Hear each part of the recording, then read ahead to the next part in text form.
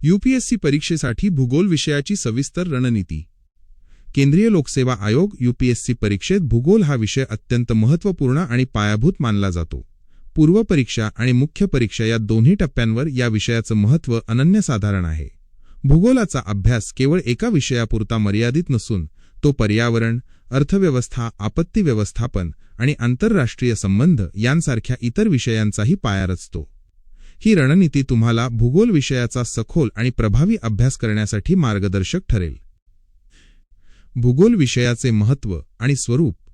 UPSC परीक्षेमध्ये भूगोल हा विषय सामान्य अध्ययन जनरल स्टडीज या पेपरचा अविभाज्य भाग आहे. पूर्व परीक्षा. दरवर्षी पूर्व परीक्षेत भूगोलावर आधारित अनेक प्रश्न विचारले जातात. यामध्ये भारताचा भूगोल, जगाचा भूगोल आणि नकाशावर मॅप आधारित प्रश्नांचा समावेश असतो. पर्यावरणाशी संबंधित प्रश्नही अनेकदा भूगोलाशी निगडीत असतात. त्यामुळे या विषयाची तयारी दुहेरी फायद्याची ठरते. मुख्य परीक्षा सामान्य अध्ययन पेपर 1 जीएस पेपर 1 मध्ये भूगोलाचा मोठा वाटा आहे. यामध्ये भौतिक भूगोल, साधनसंपत्तीचे वितरण आणि भूरूपशास्त्र यांसारख्या महत्त्वाच्या घटकांचा समावेश होतो. तसेच जीएस पेपर 3 मध्ये पर्यावरण आणि आपत्ती व्यवस्थापन हे विषय समजून घेण्यासाठी भूगोलाचे ज्ञान अत्यावश्यक आहे. अभ्यासक्रम विश्लेषण, सिलेबस ब्रेकडाऊन. भूगोलाच्या अभ्यासक्रमाची विभागणी प्रामुख्याने 2 भागांत केली जाते: जागतिक भूगोल आणि भारताचा भूगोल. या दोन्ही भागांचा सविस्तर आढावा खालीलप्रमाणे आहे. भौतिक भूगोल, फिजिकल जिओग्राफी. हा भाग भूगोलाचा गाभा मानला जातो. यामध्ये पृथ्वीच्या नैसर्गिक प्रक्रियांचा अभ्यास केला जातो. भूरूपशास्त्र, जिओमॉर्फॉलॉजी. यामध्ये पृथ्वीचे अंतरंग, खडक आणि त्यांचे प्रकार, भूखंड वहन सिद्धांत, कॉन्टिनेंटल ड्रिफ्ट थिओरी, प्लेट टेक्टॉनिक्स, ज्वालामुखी, भूकंप आणि विविध कारकांमुळे नदी, वारा, हिमनदी निर्माण होणारी भूरूपे यांचा अभ्यास करावा लागतो. भूरूपांची निर्मिती कशी होते आणि त्यामागील वैज्ञानिक कारणे काय आहेत हे समजून घेणे महत्त्वाचे आहे. हवामानशास्त्र, क्लायमेटॉलॉजी. वातावरणाची रचना आणि संघटन, सूर्यप्रकाश आणि तापमान वितरण, वातावरणीय दाब आणि वारे, आर्द्रता, ढगांचे प्रकार आणि पर्जन्यवृष्टी, चक्रीवादळे, उष्णकटिबंधीय आणि समशीतोष्ण आणि जागतिक हवामान विभाग कॉपन्स क्लासिफिकेशन यांचा यात समावेश होतो. भारतीय मान्सूनची निर्मिती आणि त्याच्यावर परिणाम करणारे घटक एल निनो, ला निना समजून घेणे अत्यंत गरजेचं आहे. सागरशास्त्र, ओशनोग्राफी. महासागरांचे तळरचना, तापमान आणि क्षारता वितरण, महासागरातील प्रवाह, ओशन करंट्स, भरती ओहोटी आणि प्रवाळ भित्तिका, कोरल रीफ्स यांचा अभ्यास यात केला जातो. सागरी प्रवाहांचा जागतिक हवामानावर होणारा परिणाम हा महत्त्वाचा मुद्दा आहे.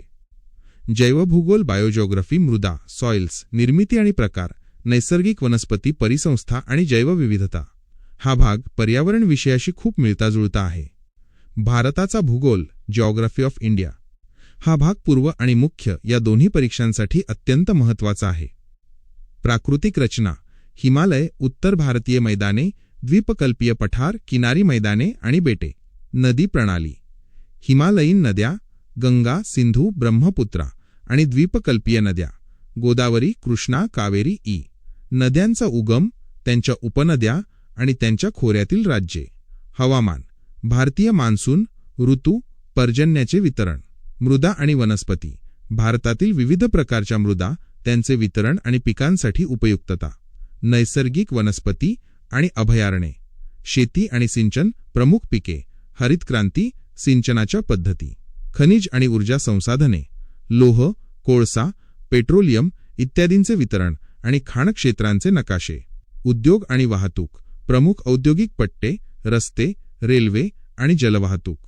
मानवी आणि आर्थिक भूगोल, ह्यूमन अँड इकॉनॉमिक जिओग्राफी. लोकसंख्याशास्त्र, डेमोग्राफी. लोकसंख्येचे वितरण, घनता, लिंग गुणोत्तर, साक्षरता आणि स्थलांतर. वसाहती, सेटलमेंट्स, ग्रामीण आणि शहरी वसाहतींचे प्रकार आणि समस्या.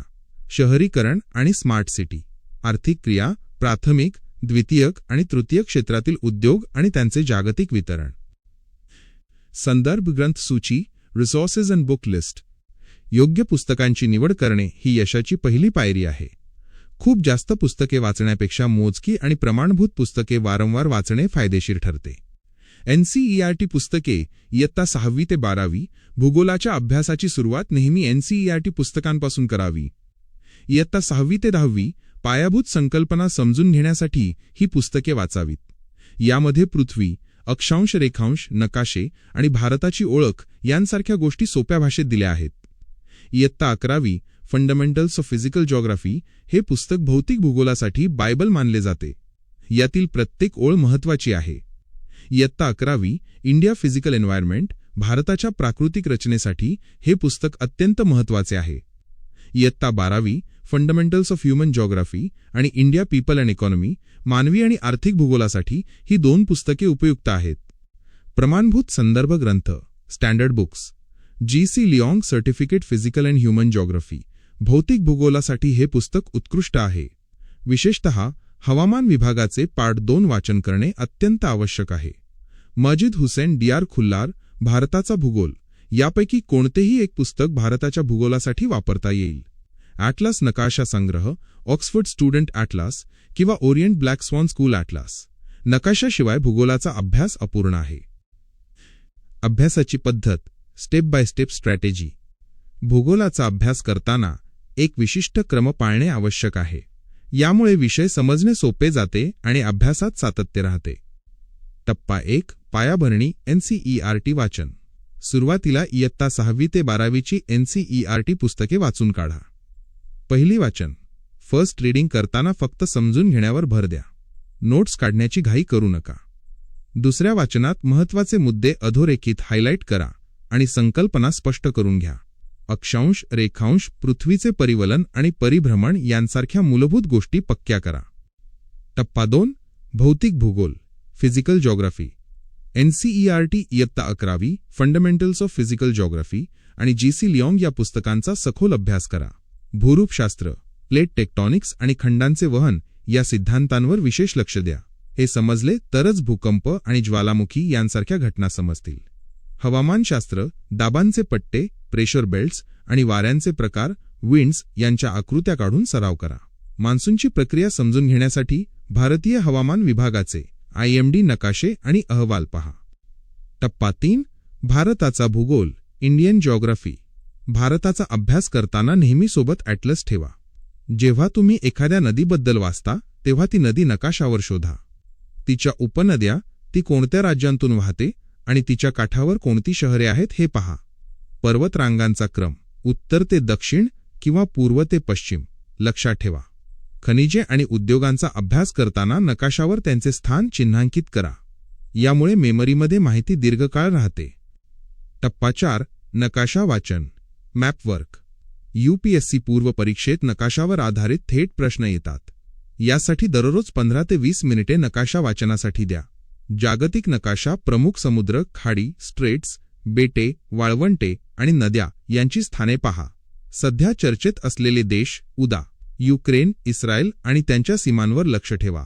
भारताचा नकाशा, राष्ट्रीय उद्याने, व्याघ्र प्रकल्प, रामसर स्थळे, वेटलँड्स आणि महत्त्वाची शहरे यांचे स्थान पक्के करा. ब्लँक मॅप्स, कोऱ्या नकाशांवर स्वतः स्थाने भरण्याचा सराव करा. मुख्य परीक्षेसाठी लेखन कौशल्य मेन्स आन्सर रायटिंग स्ट्रॅटेजी. मुख्य परीक्षेसाठी केवळ माहिती असणे पुरेसे नाही, तर ती माहिती प्रभावीपणे मांडता येणे आवश्यक आहे. आकृत्या आणि नकाशे डायग्राम्स अँड मॅप्स. भूगोलाच्या उत्तरात आकृत्यांचे महत्त्व अनन्यसाधारण आहे. प्रत्येक उत्तरात जिथे शक्य असेल तिथे भारताचा नकाशा किंवा विषयाशी संबंधित आकृती काढा. मान्सूनवर प्रश्न असेल तर वाऱ्यांची दिशा दाखवणारा नकाशा काढा. आकृत्यांमुळे तुमचे उत्तर इतरांपेक्षा वेगळे आणि आकर्षक दिसते. यासाठी सोप्या आणि पटकन काढता येणाऱ्या आकृत्यांचा सराव फ्रीहँड ड्रॉइंग करणे गरजेचे आहे. उत्तराची रचना. प्रस्तावना, प्रश्नाच्या संदर्भातील व्याख्या किंवा सध्याच्या घडामोडीने सुरुवात करा. मुख्य भाग बॉडी, मुद्देसूद मांडणी करा. पॅरेग्राफऐवजी बुलेट पॉइंट्सचा वापर करा. भौगोलिक कारणे आणि परिणाम स्पष्ट करा. निष्कर्ष, समतोल आणि सकारात्मक निष्कर्ष लिहा. शाश्वत विकासाशी सस्टेनेबल डेव्हलपमेंट जोडून निष्कर्ष लिहिल्यास गुण वाढतात. केस स्टडीज आणि उदाहरणे. उत्तरात वास्तविक जीवनातील उदाहरणे द्या. उदा. पूर व्यवस्थापनावर प्रश्न असेल तर केरळ किंवा आसाममधील पुराचे उदाहरण द्या. शहरीकरणाच्या समस्यांवर प्रश्न असेल तर मुंबई किंवा दिल्लीचे उदाहरण द्या. Notes making. स्वतःच्या नोट्स बनवणे हे उजळणीसाठी रिव्हिजन अत्यंत महत्त्वाचे आहे. पुस्तकातील मजकूर जसाच्या तसा लिहू नका. माइंड मॅप्स आणि फ्लो चार्ट्स. फ्लोचार्ट्सचा वापर करा. भौतिक भूगोलासाठी संकल्पना आणि आकृत्यांच्या नोट्स बनवा. भारताच्या भूगोलासाठी सारणी टेबल्स बनवा. उदा. एका कॉलममध्ये नदीचे नाव, दुसऱ्यात उगम, तिसऱ्यात उपनद्या आणि चौथ्यात विशेष माहिती. करंट अफेअर्समधील महत्त्वाच्या बातम्या नोट्समध्ये अपडेट करत रहा. चालू घडामोडींशी सांगड. Linking with current affairs. भूगोल हा विषय आता केवळ पुस्तकी राहिला नसून तो अत्यंत डायनॅमिक झाला आहे. वर्तमानपत्रात द हिंदू पॉन इंडियन एक्सप्रेस लोकसत्ता येणाऱ्या बातम्यांचा संबंध भूगोलाशी जोडा. नैसर्गिक आपत्ती. जर कुठे चक्रीवादळ आले असेल तर त्याचे नाव कसे दिले, ते कुठे तयार झाले आणि त्याचा मार्ग काय होता याचा अभ्यास करा. भौगोलिक घटना. ज्वालामुखीचा उद्रेक, भूकंप किंवा एल निनोचा प्रभाव यांवर लक्ष ठेवा. आर्थिक भूगोल. नवीन सापडलेले खनिजांचे साठे, उदा. लिथियमचे साठे, नवीन वाहतूक मार्ग किंवा बंदरे यांचा अभ्यास करा. उजळणी. Revision strategy. भूगोलाचा अभ्यासक्रम अफाट असल्यामुळे नियमित उजळणी आवश्यक आहे.